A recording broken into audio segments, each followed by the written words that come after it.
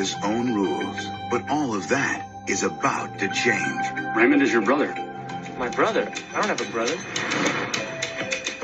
Rain Man, winner of 4 Academy Awards, including Best Picture, Best Director, and Best Actor, on special edition DVD for the first time. Plus, I'm an excellent driver. Raymond! You never touch the steering wheel when I'm driving. Do you hear me? I'm definitely not wearing my underwear. What? Academy Award winner Dustin Hoffman.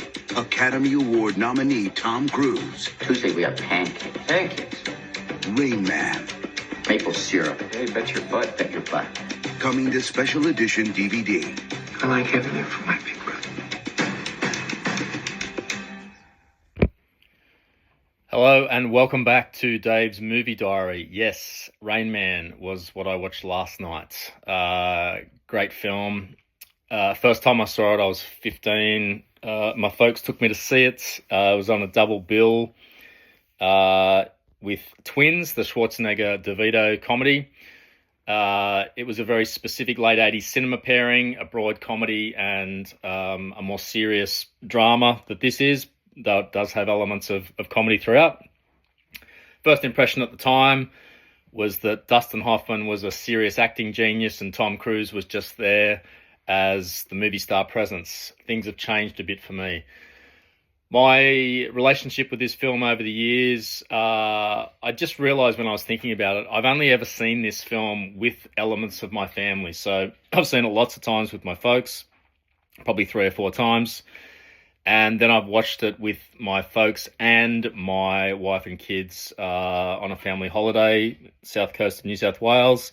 It's really become like an accidental family film in my life because it hits every button. It satisfies everyone. It's got comedy, an emotional charge to it. The story's pretty easy to follow. It's not too heavy, but it's not too shallow. It obviously appeals across generations and everyone gets something different out of it. What's the film about? Charlie Babbitt is a yuppie flipping sports cars, operating on the fringes of legality, I would say. And he gets a call on the way to Palm Springs with his workmate slash girlfriend that his father's just passed away in the Midwest, in Cincinnati, Ohio. And he's got to go to he decides to go to the funeral, so he goes up there.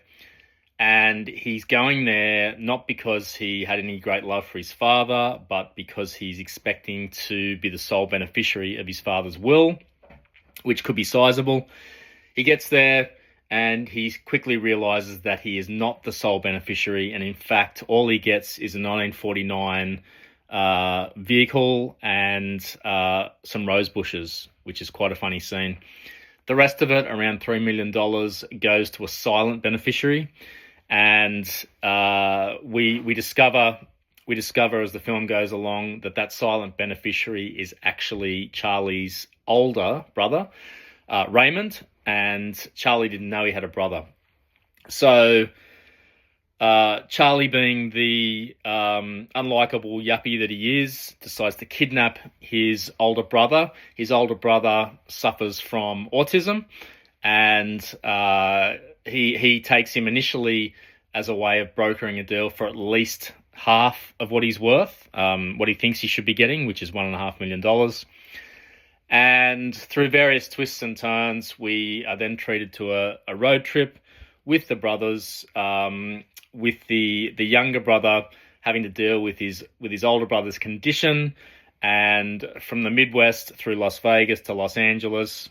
They're forced into proximity. There's no escape. This is before mobile phones, and Charlie's still trying to keep his business afloat, and so there's lots of stops for phone booths. Raymond has a particular routine that he has to abide by, otherwise he loses his shit. And so Charlie has to try and accommodate him as he can. And so this makes for a lot of laughs, a lot of tender moments too, and just a great watch. It's actually, another thing I realized, this is actually a road movie, which is disguised as a drama. and it does it really well. What was my assessment after watching it for around the fifth or sixth time? Well, I still love the film. The interpretation has obviously changed over time a little bit. And at 15, really my focus was captured by Hoffman. That's inevitable. He got nominated and won the Oscar for Best Actor.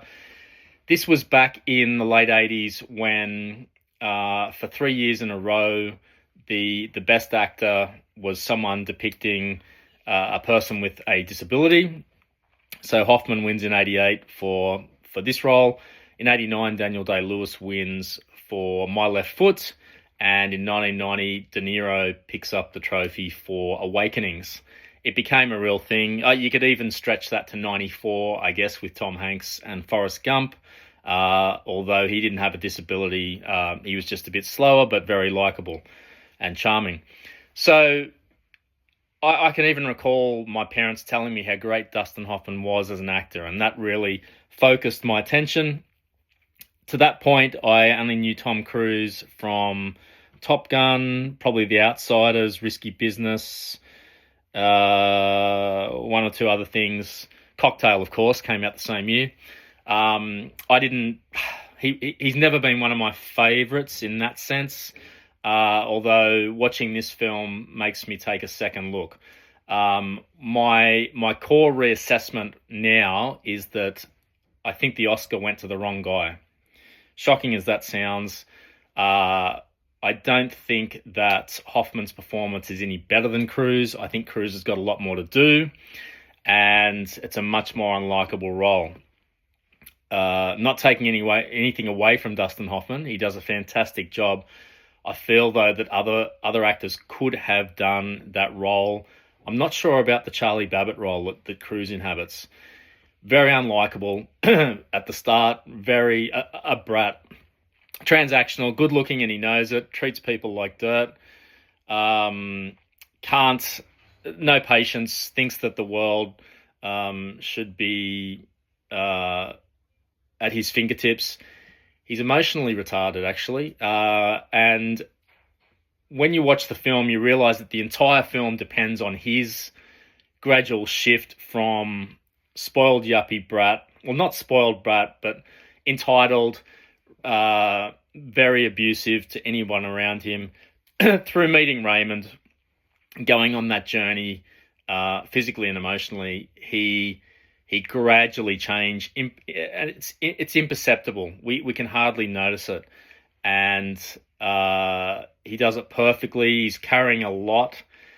It's tricky to be such an unlikable character when you've just come off Cocktail and the other roles that I mentioned. So Cruise really carries the emotional structure of the film for me. Hoffman gives the performance that I noticed, but now Cruise gives the performance that the film really depends on. So Dustin Hoffman at the time was an established legend. Like I said, my parents really were in awe of Hoffman, and that was based on three films in particular that they always talked about: The Graduate, Kramer versus Kramer, and Tootsie. Three legendary roles in different ways, spanning around 15 years. Beyond that, though, I went back and discovered a lot of his more edgy, darker roles, including Midnight Cowboy, Marathon Man, Straight Time, which I think is a very underrated role about a guy just out of prison and trying to adjust to the world. Of course, All the President's Men with Redford. Straw Dogs is a fantastic suspense thriller film, and his portrayal of Lenny Bruce as well. I'd argue that even in weaker films, he always brings that nervous, edgy Hoffman energy. A lot of intelligence, but a lot of charisma and warmth as well. One of a kind. I don't know that his type of actor would survive with the current shallowness that I see in the industry. So with heading back to the Oscar context again, Hoffman had already won for Kramer versus Kramer. He'd been nominated for Tootsie. Probably should have done better in that race against Ben Kingsley on reflection, but that's the way it panned out. I think it is a flashy role in a way. It stands out.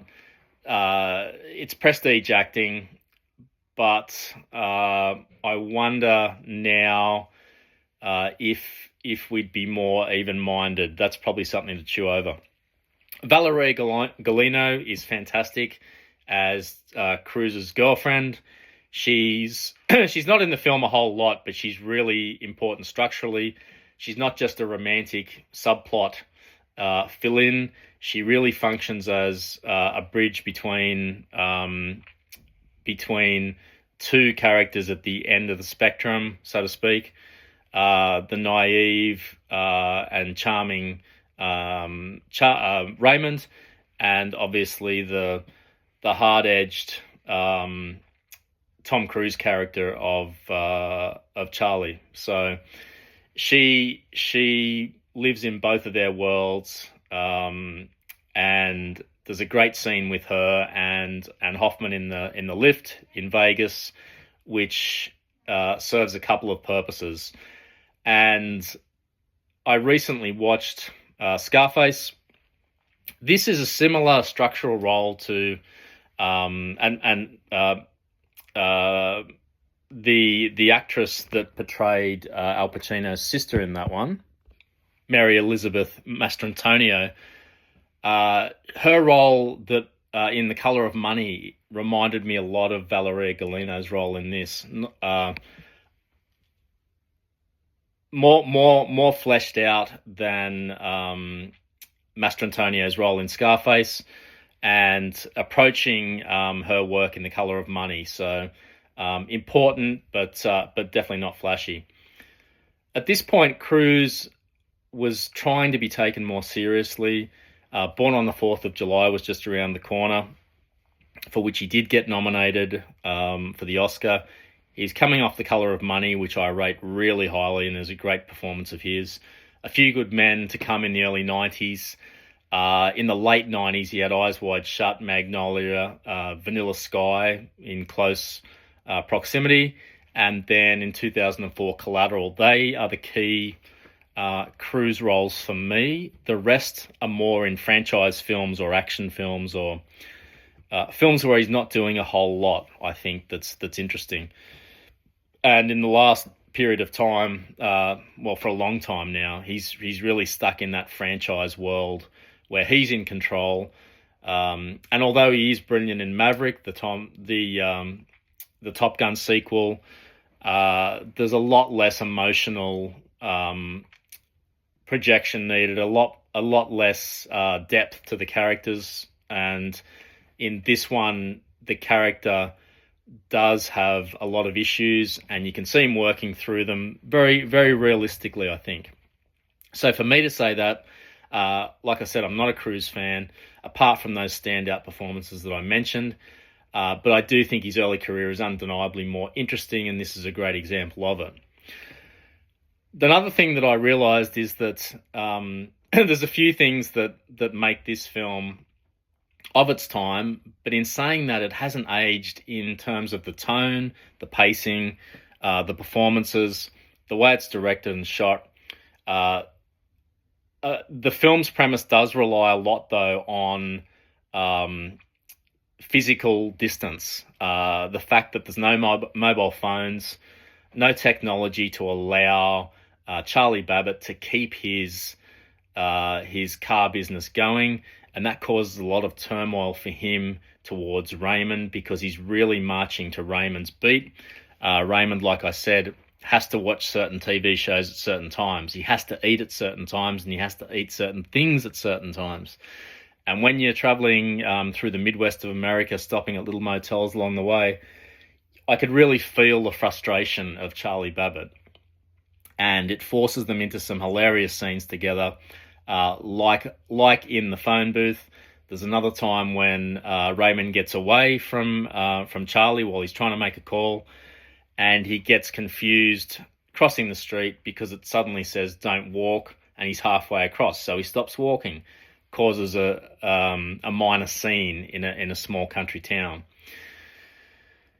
So my final reflections on the film it's still a fantastic film. You can watch it with anyone, and I guarantee that they will get something out of it. It won't offend, but it's got enough edginess and interesting things in it and humour to keep everyone interested for the journey. Like I said, the main change for me is the flip. I do see Cruise as having a much more difficult performance emotionally. Hoffman's is a more physical performance. I can see that. It's more visible. So I think Cruise should have got a lot more love in Oscarland or awards territory. He didn't get hardly anything at all. I had to scroll all the way down in IMDb to try and find anything that he got nominated for, any awards. And it was pretty sparse. And I feel now, looking back at his career, this was a gutsy film for him to make, even though he would have leapt at the chance to work alongside Hoffman, I'm sure. I think it was brave, and I wonder if this film even gets made today, or if it gets made in the same way with the PC nature of how we view people with disabilities. So look, the film works because of its structure and its pacing, the distance issues that I talked about that cause a lot of the friction and growing closer together as they work through those issues on the road. The great balance between the two performances. And in summing up, Rain Man hasn't changed. My relationship to it has. And it really only works because two people can't escape each other long enough to change. And that's the two main characters, the brothers, Charlie and Raymond. All right, that's it for Rain Man. Thank you for joining me, and see you next time.